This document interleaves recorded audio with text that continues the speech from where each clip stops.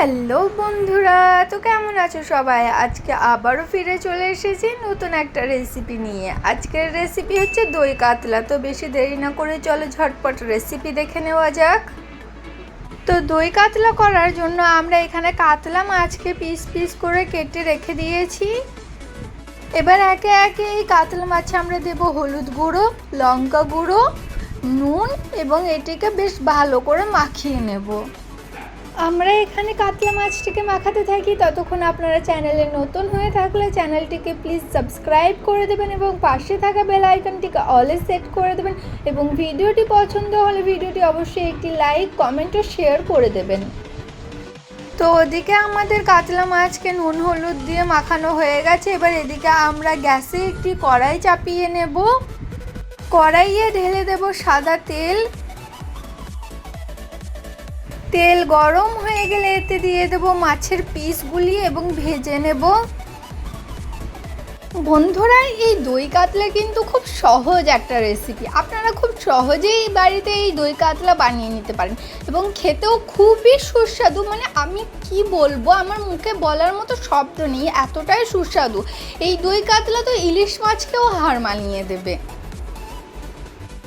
মাছের মুড়োগুলি আমাদের ভাজা হয়ে গেছে। এবার এগুলিকে আমরা একটি পাত্রে তুলে নেব।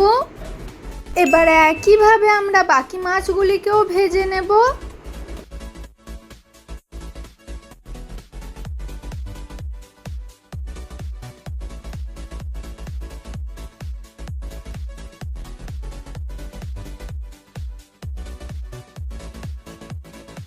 আমাদের বাকি মাছগুলিও ভাজা হয়ে গেছে। এবার এই মাছগুলিকে আমরা একটি পাত্রে তুলে নেব।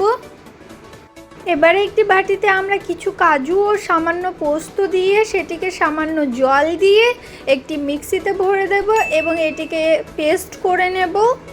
কাজু ও পোস্তর পেস্টটিকে আমরা অন্য একটি পাত্রে ঢেলে নেব এবং ওই একই মিক্সিতে আমরা ঢেলে দেব কাঁচা লঙ্কা ও পেঁয়াজ কুচি দিয়ে এটিকেও আমরা পেস্ট করে নেব। আমাদের পেস্ট হয়ে গেছে। এবার এটিকে আমরা একটি পাত্রে ঢেলে নেব। এবার অন্যদিকে আমরা গ্যাসে একটি কড়াই চাপিয়ে নেব। কড়াই গরম হয়ে গেলে এতে দিয়ে দেব সরষের তেল। তেল গরম হয়ে গেলে এতে দিয়ে দেব শুকনো লঙ্কা, এলাচ, লবঙ্গ,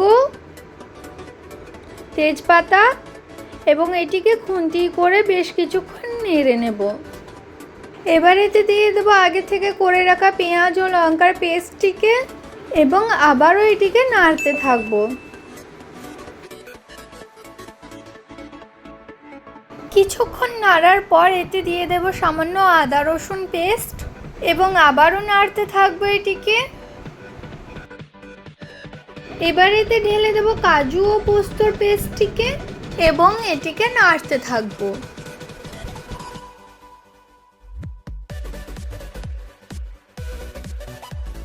বেশ কিছুক্ষণ নাড়ার পর এতে দিয়ে দেব জিরে গুঁড়ো এবং আবারও এটিকে নাড়তে থাকবো।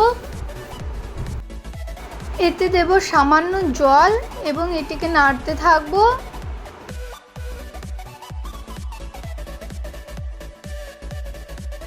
বেশ কিছুক্ষণ নাড়ার পর এতে দিয়ে দেব গোলমরিচ গুঁড়ো এবং আবারও এটিকে নাড়তে থাকবো। গ্রেভিটি থেকে তেল ছেড়ে দিয়েছে বন্ধুরা, আপনারা দেখতে পাচ্ছেন এখানে। তো এবার এটাতে আমরা দিয়ে দেব ফেটিয়ে রাখা টক দই এবং আবারও এটিকে আমরা নাড়তে থাকবো।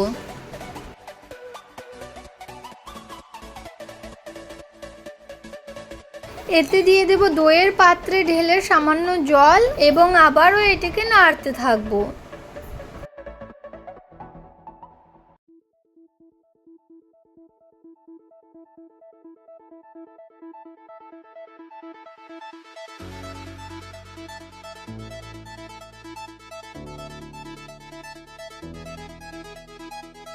গ্রেভিটা বেশ খুব সুন্দর ফুটছে। এবার এতে আমরা দিয়ে দেব সামান্য নুন এবং আবারও এটিকে নাড়তে থাকবো।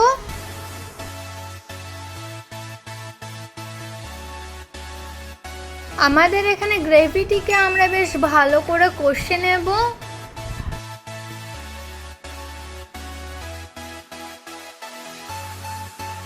গ্রেভিটা ভালো করে কষা হয়ে গেলে এতে আমরা ঢেলে দেব জল এবং ভালো করে খুন্তি করে জলটিকে মিশিয়ে নেব।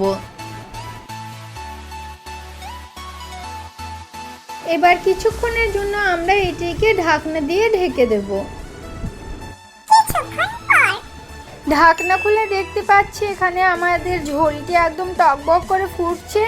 এবার এতে আমরা একে একে আমাদের আগের থেকে ভেজে রাখা কাতলা মাছগুলিকে দিয়ে দেব।